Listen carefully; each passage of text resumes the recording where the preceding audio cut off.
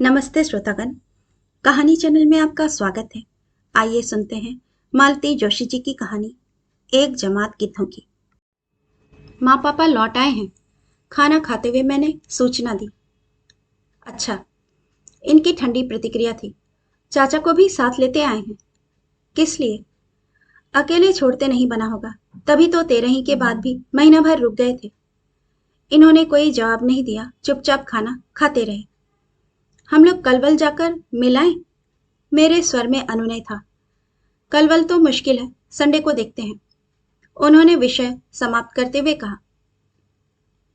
मेरे लिए संडे तक प्रतीक्षा करना बहुत मुश्किल था, इसीलिए मैं अगले दिन दोपहर को चली गई। चाची की 13वीं पर देखा था। उस तुलना में चाचा बहुत थके से लगे। स्वाभाविक भी था, इस उम्र में जीवन साथी का एकाएक बिछड़ जाना पति पत्नी दोनों पर ही भारी पड़ता है। फिर इन लोगों के तो कोई संतान भी नहीं है जिसके पास जाकर अपना दुख हल्का कर सकें। माँ पापा इसलिए तो वहां से निकल नहीं पा रहे थे। इतने बड़े घर में चाचा को अकेले छोड़ने का उनका मन नहीं हो रहा था। शायद इसीलिए उन्हें साथ लेकर आ गए थे। दोपहर को सारा काम निपटा कर गई थी और बच्चों से पहले घर लौटना भी था, इसलिए उस दिन ज्यादा देर बैठ नहीं पाई। बस उन लोगों को देखकर लौट आई। सोचा रविवार को इनके साथ जाऊंगी, तब आराम से बातें होंगी। रविवार की दोपहर संजू सीमा भी अचानक आ गए। मुझे थोड़ा आश्चर्य हुआ। राखी, भैया दूज या बच्चों के जन्मदिन छोड़ दें तो इन लोगों का आना कम ही हो पाता है। नौकरी का बहाना तो खैर है ही, मैं ही माँ पापा के लिए बीच बीच में चक्कर लगाती रहती हूँ। जब भी ये लोग आते हैं, सीमा शिकायतों का पिटारा खोलकर बैठ जाती है। सास ससुर की सेवा करते करते वह कितना पस्त हो चुकी है, यह जताना वह कभी नहीं भूलती। और अब तो घर में एक और व्यक्ति का इजाफा हो गया है। बेचारी कितनों की सेवा करेगी। मैं मानसिक रूप से सब कुछ सुनने के लिए तैयार ही थी। उसने भी जरा सा भी समय नहीं गंवाया और शुरू हो गई। उसकी नौकरी, बच्चों की पढ़ाई, छोटा सा घर, घर में 3-3 बुजुर्ग, समस्याओं का अंत नहीं था। पापा एक बार हमसे पूछ तो लेते। संजू ने पहली बार मुंह खोला। वैसे बात उसकी ठीक ही थी। मैं चाचा को अपने पास ले आती हूँ। मैंने अपनी तरफ से समस्या का समाधान किया। नहीं दीदी, अभी उन्हें आए हफ्ता भी नहीं हुआ है, वे क्या सोचेंगे? इससे तो बल्कि तुम एक काम करो, संजू ने गला साफ करते हुए कहा। तुम माँ पापा को थोड़े दिन अपने पास बुला लो, उन्हें चेंज भी हो जाएगा और हम लोग चाचा को ठीक से रख पाएंगे। अभी तो उनकी ढंग से सोने की व्यवस्था भी नहीं हो पाई है। बेचारे ड्राइंग रूम में दीवान पर सोते हैं। मैंने श्रीमान जी की ओर देखा। इस प्रस्ताव पर उनकी सहमति आवश्यक थी, पर वे टीवी पर मैच देखने में मशगूल थे। ऐसी फालतू बातों की ओर ध्यान देने की उन्हें फुर्सत नहीं थी। मैं अच्छी तरह जानती थी कि टीवी देखने का कितना भी नाटक कर लें, कान उनके हमारी बातों पर ही थे। इसका प्रमाण तुरंत मिल गया। संजू सीमा को विदा कर मैं जैसे ही घर में दाखिल हुई, ये बोले, तुम्हारे भाई भाभी बड़े शातिर हैं। मतलब? जैसे ही सोने का अंडा देने वाली मुर्गी हाथ आई, माँ बाप को देश निकाला दे दिया। कैसी बातें कर रहे हैं? ठीक ही तो कह रहा हूं। माँ बाप को तो पूरा निचोड़ लिया है। अब उनके पास कुछ नहीं है तो रवाना कर दो। चाचा के पास मालटाल है, उनके आगे पीछे भी कोई नहीं है। अब उन्हें निचोड़ेंगे, तभी तो तुम्हारा प्रस्ताव उन्हें माने नहीं हुआ। सोच रहे होंगे दीदी सारी मलाई ना गटक ले, हम टापते ही रह जाएंगे। वे बेचारे क्या जाने, उनकी दीदी में इतने गट्स होते तो क्या बात थी। उनका इशारा मैं समझ गई, पर चुप लगा गई। बेकार बहस बढ़ाने से क्या फायदा होगा। पापा का एक सपना था। रिटायरमेंट के बाद वे गांव लौट जाना चाहते थे, इसलिए गांव के पुराने पुश्तैनी घर को ठीक ठाक करने का उन्होंने प्लान बनाया। संजू को पता लगते ही वह दौड़ा दौड़ा गया। बोला, पापा, यहाँ पैसा फूंकना बेकार है। यहाँ आप कितने दिन रह पाएंगे?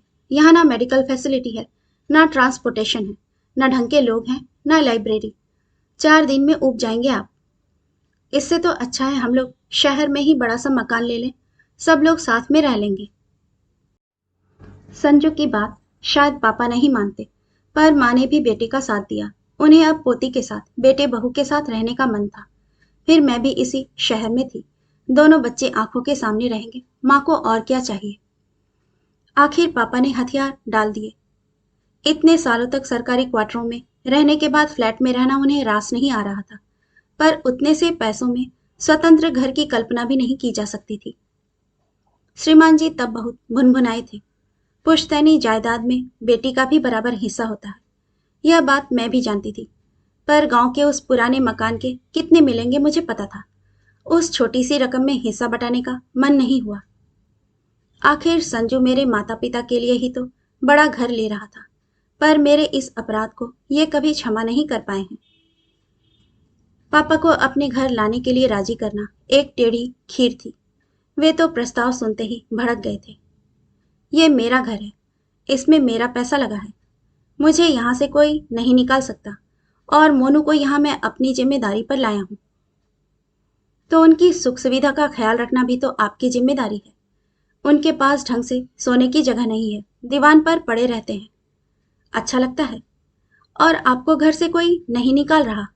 मैंने तो एक सजेशन दिया था, जरा सीमा का ख्याल कीजिए, बच्चों को देखना, 3-3 बुजुर्गों की सेवा करना, और ऊपर से नौकरी। तो नौकरी ही तो करती है, और क्या करती है? माँ बोली। दोनों वक्त की रसोई मैं देखती हूँ। सुबह नौकरी का बहाना है, शाम को बच्चों का होमवर्क है, बच्चों के टिफिन भरने से लेकर धोने तक का काम मैं करती हूँ, समझी? तो चलो ना, इसी बहाने तुम भी थोड़े दिन आराम कर लेना। यह प्रस्ताव लेकर मैं जानबूझकर दोपहर में गई थी। चाचा बाहर दीवान पर सो रहे थे, हम लोग कमरे में थे। लाख धीरे बात कर रहे थे, पर शायद उन्होंने सुन ही लिया।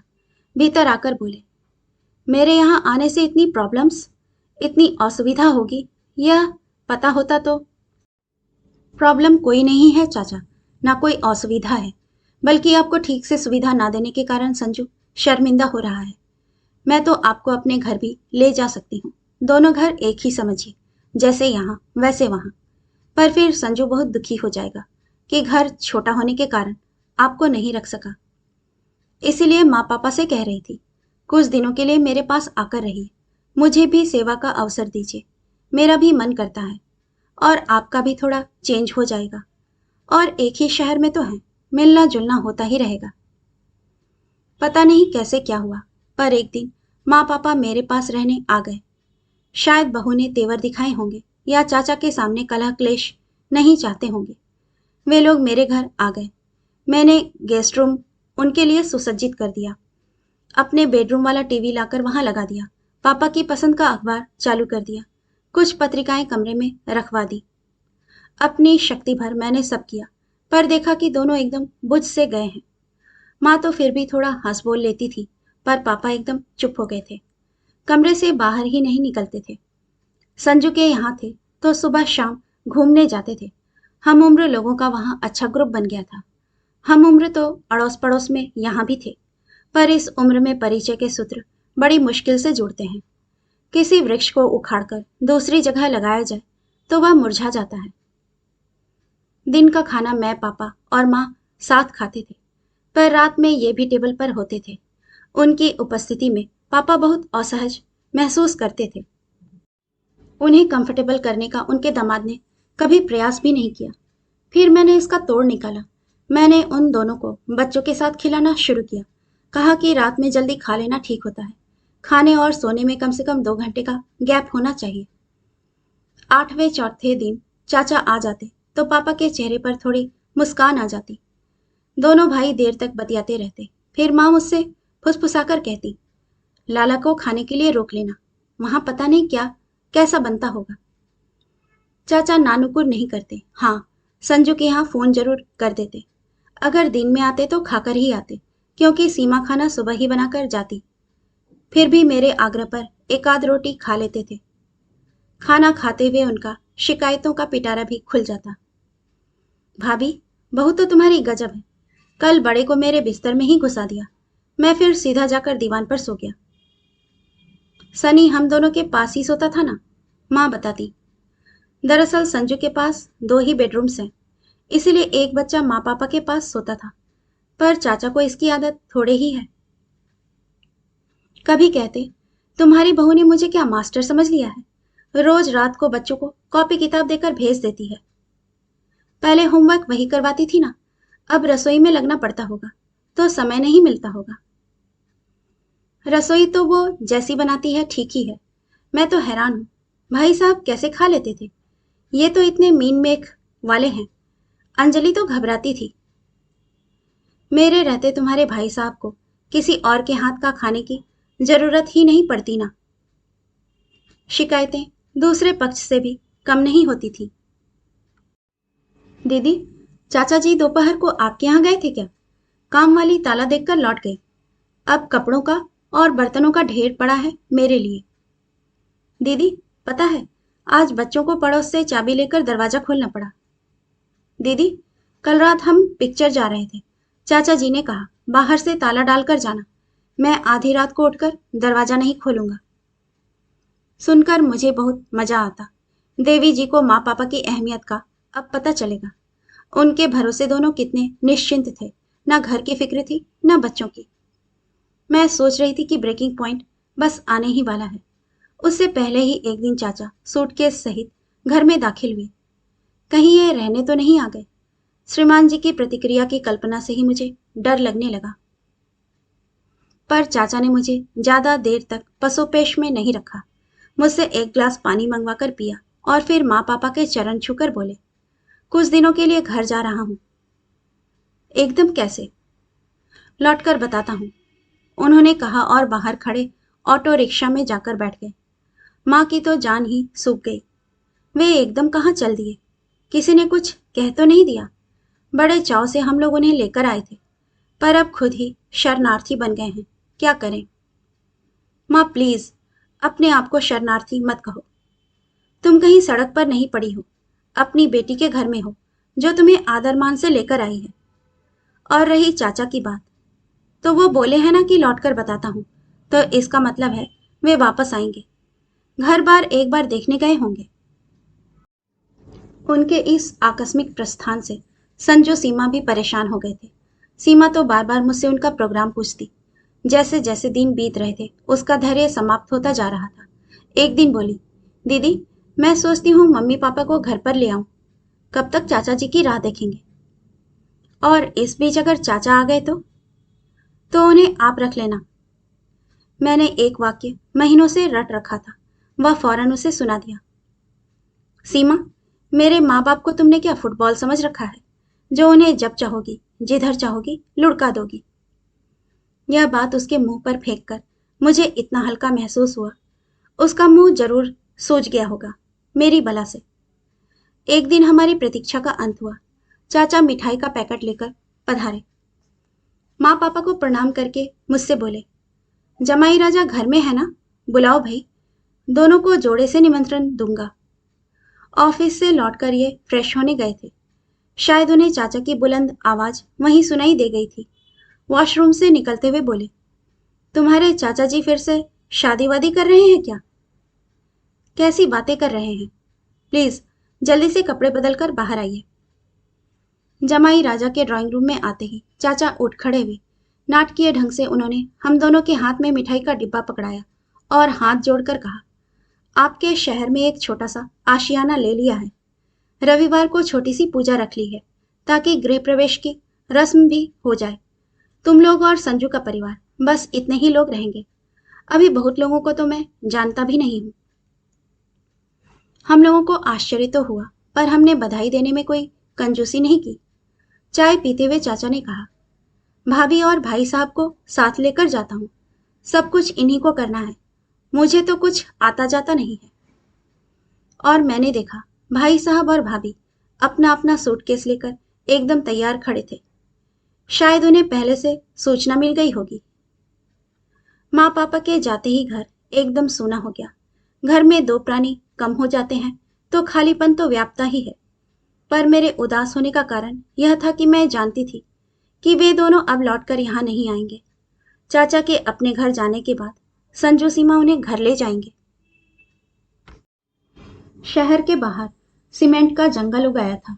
उन्हीं कॉलोनियों में से एक में चाचा का नया फ्लैट था। 2 BHK, सुंदर था। बाहर गैलरी थी, भीतर वॉशिंग स्पेस थी, वेट गैलरी थी। खास बात यह कि बिल्डिंग में लिफ्ट की सुविधा थी। चाचा अपने साथ पुराने सेवक को ले आए थे और गृहस्थी का सामान भी। माँ ने लखन के साथ मिलकर 2 दिन में घर ठीक से जमा दिया था। 2-3 बक्से अब भी खुलने को बाकी थे, पर जरूरत का सामान सब निकल आया था।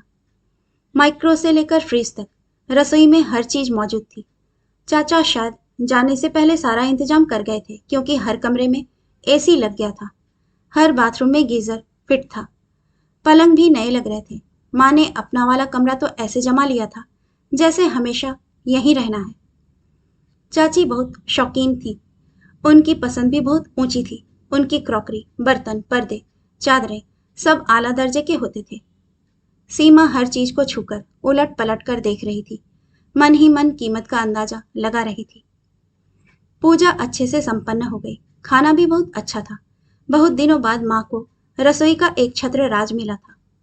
किसी का अंकुश नहीं था, इसीलिए उन्होंने बहुत मन लगाकर खाना बनाया था। खाने के बाद हम सब हॉल में बैठकर गपशप कर रहे थे कि एकाएक सीमा ने पूछा, मम्मी जी, ये सब समेटने में आपको एक आध दिन तो लग ही जाएंगे ना? मैं आप लोगों को लेने परसों आ जाऊं या चाचा जी छोड़ देंगे? ये लोग अब कहीं नहीं जाएंगे, चाचा ने निर्णायक स्वर में कहा। हम तीनों बूढ़े प्राणी यहीं रहेंगे और ये चौथा बूढ़ा लखनलाल हमारी सेवा करेगा। क्षण भर को हॉल में चुप्पी छा गई। यह प्रस्ताव हम सबके लिए एकदम अप्रत्याशित था। बड़ी देर बाद संजू की आवाज निकली, चाचा, ये अचानक? अचानक नहीं बेटे, बहुत दिनों से प्लानिंग कर रहा था। भाई साहब की इच्छा थी कि मैं अब उन लोगों के साथ रहूं। मुझे भी यह प्रस्ताव अच्छा लगा था, इसीलिए मैं उनके साथ चला आया। पर यहाँ आकर देखा कि किसी भी घर में हम तीनों एक साथ नहीं रह सकते, इसीलिए ये अलग आशियाना बना लिया। सीमा एकदम बोल उठी, इससे तो अच्छा था चाचा जी, आप हमें एक बड़ा सा घर दिलवा देते, फिर सब लोग आराम से साथ रह लेते। नहीं बेटा, इतने दिनों में मैं एक बात अच्छी तरह जान गया हूं कि मैं हर कहीं एडजस्ट नहीं हो सकता। मेरी आदतें बिगड़ चुकी हैं। घर में सबसे छोटा था, इसलिए पहले तो माँ ने खूब लाड़ किया। फिर भाभी आई तो उन्होंने भी मेरे नखरे उठाए। रही सही कसर तुम्हारी चाची ने पूरी कर दी। बच्चे थे नहीं तो सारा प्यार दुलार मुझ पर ही उड़ेल दिया। बिल्कुल बर्बाद कर दिया मुझे। अब इस उम्र में अपने आप को बदलना नामुमकिन है, इसलिए मैं यहीं ठीक हूँ और तुम इसे भी अपना ही घर समझो। समझ लो कि उस घर का एक्सटेंशन है ये। बच्चों को जब भी दादा दादी या नाना नानी की याद आए, वे यहाँ बेखटके आ सकते हैं। और अनु, चाचा मेरी और मुखातिब हुए, तुम्हें जब भी पीहर जाने का मन हो, यहाँ चली आना। मतलब मम्मी अब हमारे पास नहीं रहेंगी? सीमा तो रोनी रोनी हो आई थी। हाँ बेटे, भाभी अब यहीं रहेंगी। जिंदगी भर खटती रही हैं, उन्हें अब आराम की जरूरत है। लोग कहते हैं कि औरत कभी रिटायर नहीं होती, पर मैं सोचता हूँ औरत को भी पूरा पूरा हक है निवृत्त होने का, अवकाश पाने का। बात एक तरह से वहीं समाप्त हो गई थी। हम लोग तो खाली हाथ ही पहुंच गए थे, पर चाचा ने सबको नेक दिया, मिठाई दी। बच्चे तो एकदम खुश हो गए थे, पर संजू सीमा एकदम गुमसुम हो गए। इसी मनस्थिति में हम लोगों ने एक दूसरे से विदा ली और अपने अपने घरों की ओर मुड़ गए।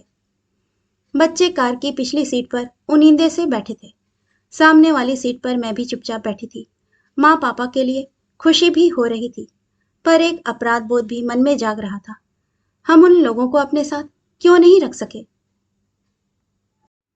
एकाएक इन्होंने कहा, तुम्हारी भाभी रानी तो आज एकदम क्लीन बोल्ड हो गई। मतलब? अपने व्यवहार पर पछता रही होंगी। अच्छा खासा घर हाथ से निकल गया। कौन सा घर? वही जिसकी पार्टी खाकर आ रहे हैं। उस घर से सीमा का क्या ताल्लुक है? ताल्लुक है मैडम। अब सोचो, चाचा जी ये घर अपने साथ तो नहीं लेकर जाएंगे ना किसी को नामजद करेंगे ही। और पहला हक संजू लोगों का ही बनता है। पर सीमा रानी ने चांस गवा दिया। काश चाचा जी से थोड़ा ढंग से पेश आई होती। बस भी कीजिए, मैंने खींच कर कहा। आज ही बेचारों ने गृह प्रवेश की पूजा करवाई है और आप उनके जाने की तारीख निकाल रहे हैं। मैं तारीख निकालने वाला कौन होता हूँ? वह तो हर एक व्यक्ति के जन्म के साथ ही तय हो जाती है।